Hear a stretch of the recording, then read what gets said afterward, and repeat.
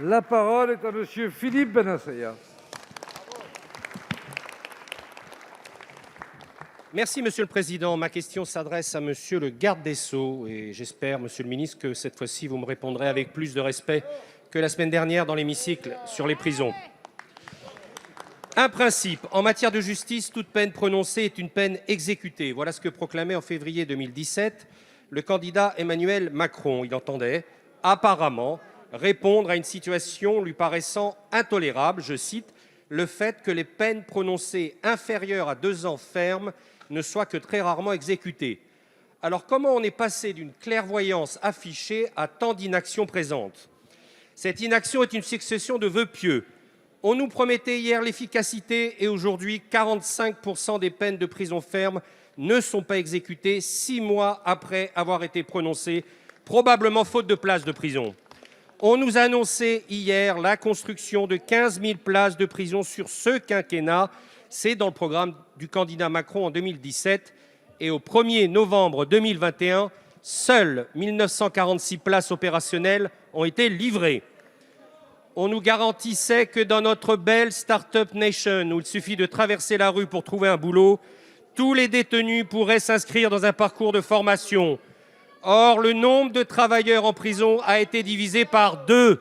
Une mauvaise nouvelle dans la lutte contre la récidive. Ces mauvaises nouvelles ne sont pas anodines. Prises individuellement, elles ont abîmé des maillons essentiels de notre chaîne pénale. Prises collectivement, elles ont grandement amoindri la confiance dans notre système judiciaire. Et comme l'arbre qui cache la forêt, vous avez pris des mesures, Monsieur le ministre, dans une urgence électorale qui ne trompe personne pour revaloriser le statut de nos courageux surveillants qui ont été les grands oubliés de ce quinquennat. Alors, Monsieur le garde des Sceaux, à l'heure où insécurité, faiblesse de la réponse pénale et récidive inquiètent nos compatriotes, serait-il peut-être salutaire et urgent que le gouvernement envoie un ultime signal fort pour rétablir l'ordre et la justice dans notre... La parole est à Monsieur Éric Dupond-Moretti, ministre de la Justice, garde des Sceaux. Merci, Monsieur le Président, Mesdames, Messieurs les députés. Monsieur le député Benaccia, le contradictoire, ce n'est pas un manque de respect.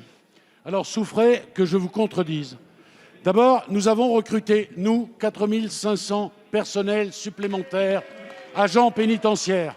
Nous avons augmenté substantiellement leur salaire, 200 € net par mois entre 2017 et 2022. Nous avons assuré la sécurité des établissements pénitentiaires. Nous avons rénové des établissements pénitentiaires à 1 million d'euros par an et par établissement.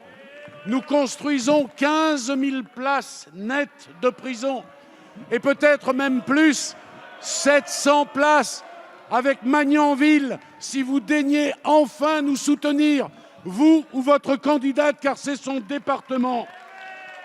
Nous serons au rendez-vous de nos promesses. Nous avons construit des CEF, centres éducatifs fermés, et nous aurons construit ce que le président de la République a promis. Maintenant, arrêtons-nous une seconde.